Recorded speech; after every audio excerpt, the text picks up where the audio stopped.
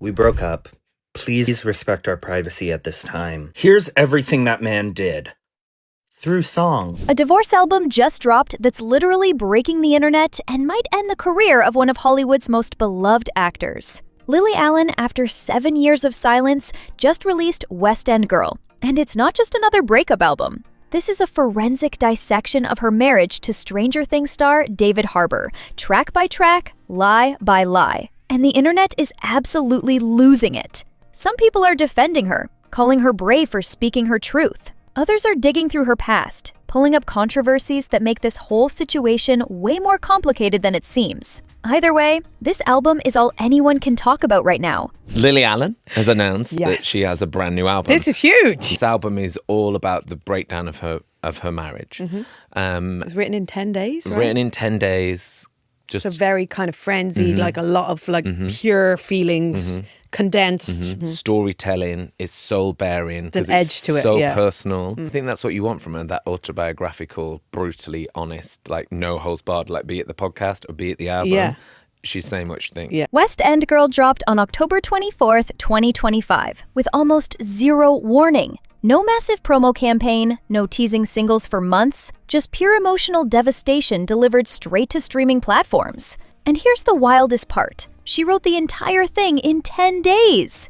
December 2024. Right when their marriage was falling apart, Lily locked herself away and poured everything into 14 brutally honest tracks. The album's getting the best reviews of her career in over a decade, with critics calling it her most mature and devastating work yet. People who forgot Lily Allen could write are suddenly remembering why she was one of the most respected songwriters of the 2000s. But nobody expected her comeback to be this raw, this specific, this absolutely unfiltered about what went down with David.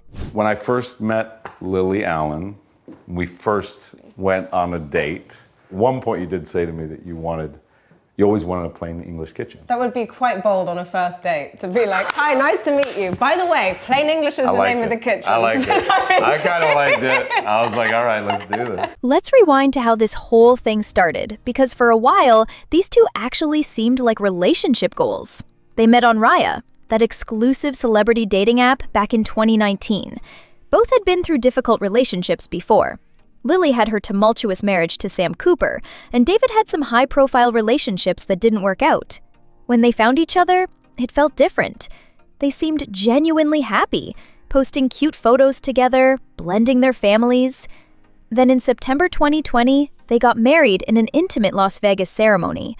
It was small, sweet, exactly what they both wanted. Lily moved from London to New York City with her 2 daughters, and they bought this gorgeous Brooklyn brownstone. From the outside, everything looked perfect. A blended family, 2 successful careers, a beautiful home. But as we now know from the album, things started cracking almost immediately. Lily Allen is said to have been left devastated after claims that her husband, David Harbour, had a 3-year affair during the time of their marriage. The 39-year-old split from the Stranger Things actor back in December. The pair, who got married 5 years ago, had been living virtually separate lives for months. The title track, West End Girl, tells us exactly when everything changed. Lily got cast in a major London West End production, a huge opportunity for her acting career. This should have been a moment of celebration, right? Your wife books a lead role in a prestigious theater production? But according to the song, David's reaction was ice cold. She describes telling him the good news and watching his entire demeanor shift. He questioned whether she had to audition, which she found bizarre and insulting. She flew to London alone, started rehearsals, and then came the phone call that changed everything. The song includes this one-sided conversation where you can hear her responses, and it's absolutely heartbreaking. He's clearly asking for something she doesn't want, and she's trying to keep it together, trying to be supportive, even though it's tearing her apart. And what was he asking for? An open marriage. So in Lily Allen's new album, West End Girl, which came out last Friday, it's alleged that in the lyrics she's talking about her now ex-husband, the Stranger Things actor David Harbour, and how when she went back to London to do a West End play called 222, A Ghost Story, David called her one day and requested to open the marriage in her absence, to which she said yes, but there were a set of rules. Now, this is where things get really messy. The album makes it crystal clear that Lily agreed to open their marriage, but there were specific rules and boundaries. This wasn't some free-for-all situation. They had agreements about how this would work, what was acceptable, what crossed the line. And according to multiple songs on the album, David violated every single rule they set. The song Madeline is probably the most direct confrontation on the entire record. Lily is literally singing to another woman, asking her questions, trying to understand what happened. She mentions that their arrangement required discretion, required encounters with strangers, required certain boundaries that kept things from getting emotionally messy. But this woman wasn't a stranger. And David wasn't being discreet. The world is reacting to the brutally honest and revealing new album from Lily Allen, on which she details the alleged cheating that happened during her marriage to David Harbour. At the time, there were rumours of infidelity and whatnot, but Lily's album, West End Girl, has lifted the lid, claiming there were multiple affairs throughout the marriage. Then there's 4chan Stan, which has some of the most cutting lyrics on the album. Lily sings about going through his bedside drawer, something she'd never felt the need to do before in any relationship. And what did she find? Receipts. Evidence that in May 2024, while she was in London performing her heart out on stage, he took another woman shopping at Bergdorf Goodman and bought her an expensive handbag. The lyrics mock him for being a coward, for lying, for protecting his image while destroying their marriage. She straight up calls him not even cute in the song, which might be the most brutal line because it's so petty and human and real. This isn't some profound poetic burn. It's just her being fed up and saying what anyone would say when they're hurt and angry. As soon as it came out, the world started this hunt for a woman called Madeline. She has now come forward. The journalist asked if she's heard the album, and specifically if she's heard the song Madeline. And she said, of course, I've heard the song. And apparently she rolled her eyes. She wanted to say, but I have a family and things to protect. I have a 2.5-year-old daughter, and I understand that this is going on. It's all a little bit scary to me. But wait, because it gets worse. In the song Tennis, she describes a moment during a family dinner when his phone kept buzzing with texts from another woman, just sitting there with her daughters, trying to have a normal evening while he's clearly communicating with someone else. Then there's Palace, which might be the most shocking revelation on the entire album. The lyrics suggest David had a secret apartment, and when Lily discovered it, she found it filled with adult toys and evidence of activities that went way beyond what they'd agreed to. The song is angry, hurt, and absolutely unflinching in its descriptions. And in Just Enough, there's a line that's making everyone's jaw drop. She questions whether he might have gotten someone else pregnant, whether there could be a child out there that she doesn't know about. The uncertainty in that song is almost worse than if she had concrete answers. I don't know, you've had good closets in the past, right? Nothing like this. This Really? is amazing. Yeah. I love like I built it. I know. I've been It was in working fact so built by hard a with this. Brazilian company called Florence, who we are very grateful for. They did a really, really good job. It's all like panels that are attached to the wall. Remember that Architectural Digest home tour they did back in 2023? The one where they walked through their beautiful Brooklyn brownstone, talking about their design choices and their life together? That video now has over 8 million views, and people are calling it the most cursed AD tour of all time. Everyone's going back and rewatching it with fresh eyes, and the red flags are everywhere. Right at the beginning, David opens the door and jokes about being single the last time he was in New York, living in a tiny apartment on the Lower East Side. He laughs about now having a family and kids, and the joke just feels so dark now, knowing how things ended. But the moment that's really haunting people is in the closet scene. David's talking about the custom closet they had built, going on about the Brazilian company that made it, really getting into the details. Then Lily chimes in with one comment about having had good closets before, but nothing like this one. And David's reaction is chilling. He lets out this huge, full-body sigh, like her speaking is this enormous burden. People have gone frame by frame analyzing his face, his body language. The frustration is right there, barely hidden. And this was supposed to be them on their best behavior, showing off their dream home to millions of people. There's also this resurfaced photo that's making the rounds again. Before Lily's West End debut, David gave her flowers with a note attached. At the time, people thought it was quirky and funny. The note said these were bad luck flowers because if she got great reviews, she'd win awards and he'd be miserable. Everyone laughed it off as his dry sense of humor. But now, with everything we know from the album, people are seeing it differently. Was that actually jealousy disguised as a joke? Was he genuinely threatened by her success? Body language experts and relationship therapists have been analyzing every public appearance they made together, and the consensus is pretty damning. There's a theory gaining traction that David pushed for the open relationship specifically to sabotage Lily's West End run. If she was distracted, emotionally devastated, worried about what he was doing back in New York, maybe she wouldn't perform as well. Maybe she'd give up the role entirely and come home.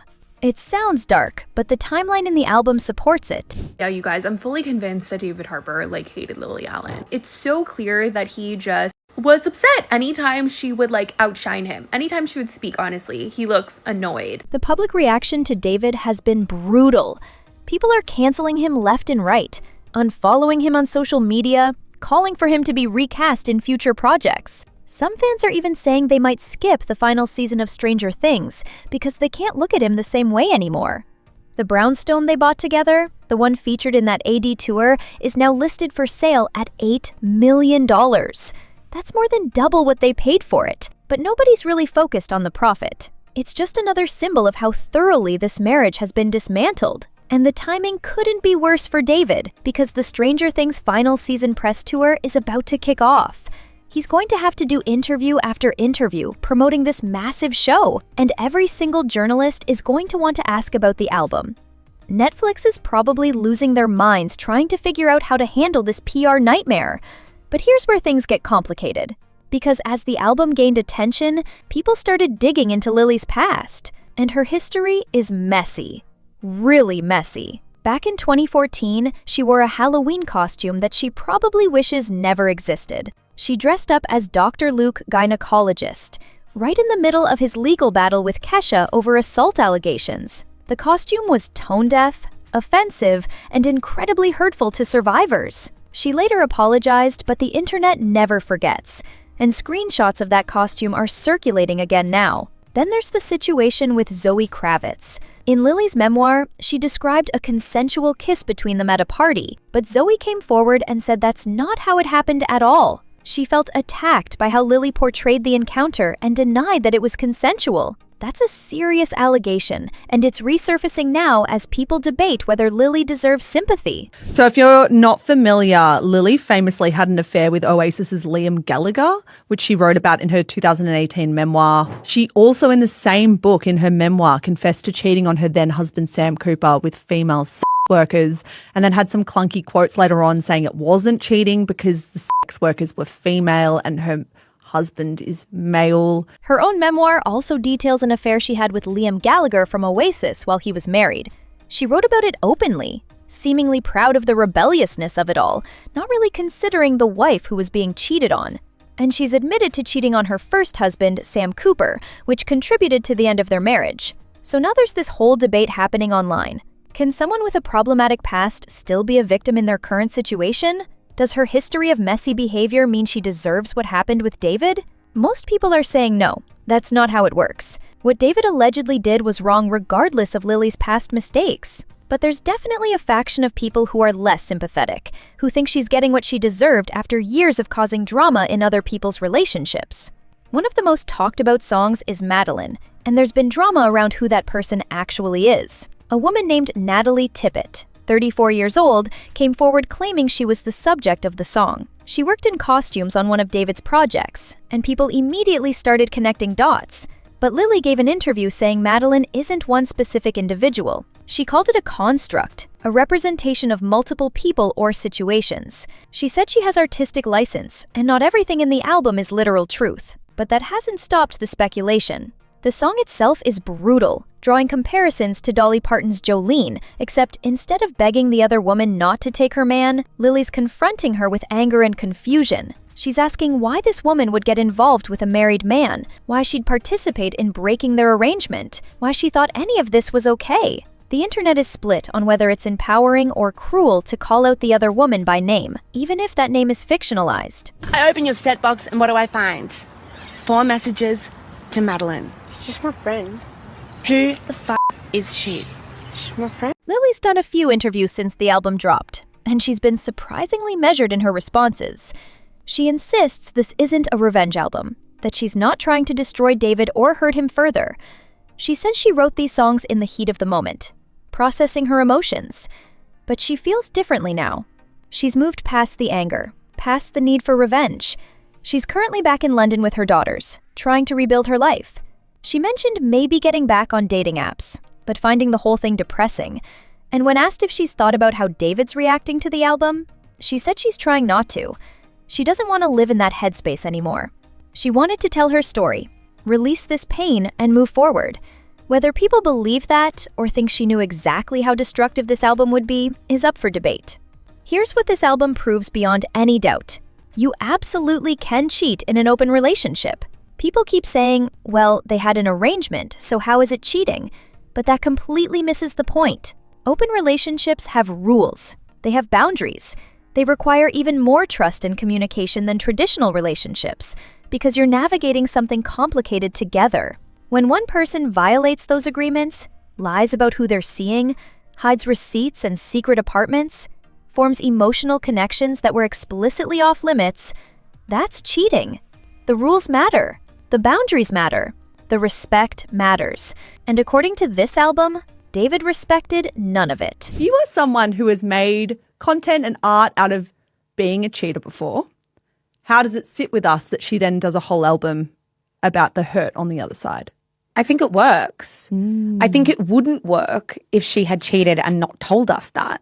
Then I think you're actually being a hypocrite. Does Lily's past erase what happened to her in this marriage? Most people would say no. You can acknowledge that she's made mistakes, hurt people, done problematic things, and still recognize that what David allegedly did was wrong. Those two things can exist simultaneously. Nobody's perfect, and holding someone's past against them forever means nobody ever gets to grow or change or be treated with basic decency. But it definitely complicates the narrative.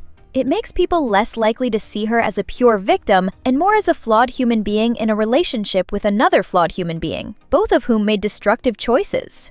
This album is a masterclass in turning pain into art. Whether you think Lily was right to release it, whether you think it's too revealing, too vindictive, too personal, you can't deny that it's powerful. These songs are going to be studied in songwriting classes. They're going to be compared to Taylor Swift's Folklore and Evermore, to Beyoncé's Lemonade, to Fiona Apple's entire catalog of devastating breakup albums. West End Girl has earned its place in that conversation, and the timing with Stranger Things' final season makes this one of the biggest celebrity scandals of 2025. Millions of people who loved David Harbour as Jim Hopper now can't separate the character from the man, and that's going to affect how they watch the show. So here's the question everyone's asking. Is this the most brutal divorce album ever made? Does it top Taylor Swift's The Tortured Poets Department in terms of raw emotional destruction? Does it rival Lemonade in cultural impact? People are genuinely debating this, making ranked lists, comparing lyrics. What's undeniable is that Lily Allen just reminded everyone why she was one of the sharpest songwriters of her generation. She took the worst experience of her life and turned it into art that's making millions of people feel something. Whether that something is sympathy, anger, schadenfreude, or just fascination with celebrity drama, she's got everyone talking. And in an industry where attention is currency, where streaming numbers determine success, where cultural relevance can disappear overnight, Lily Allen just proved she still got it. The album is dominating charts, the songs are all over social media, and everyone has an opinion. Mission accomplished. The fallout from this is going to last for months. Maybe years. David's going to have to address it eventually, whether through his own music, an interview, or just silence. Lily's going to continue processing this publicly through her podcast and social media. Their daughters are going to grow up knowing their mom wrote an album about their stepdad's infidelity. The house will sell, the belongings will be divided, the lawyers will handle the paperwork, but this album is forever. These songs will exist long after both of them are gone, a permanent record of what happened between them. And that might be the most powerful revenge of all, even if Lily insists revenge isn't what she's after. She's written herself into music history, turned her pain into something beautiful and terrible and impossible to ignore. That's what great artists do. They take the mess of being human and make it mean something.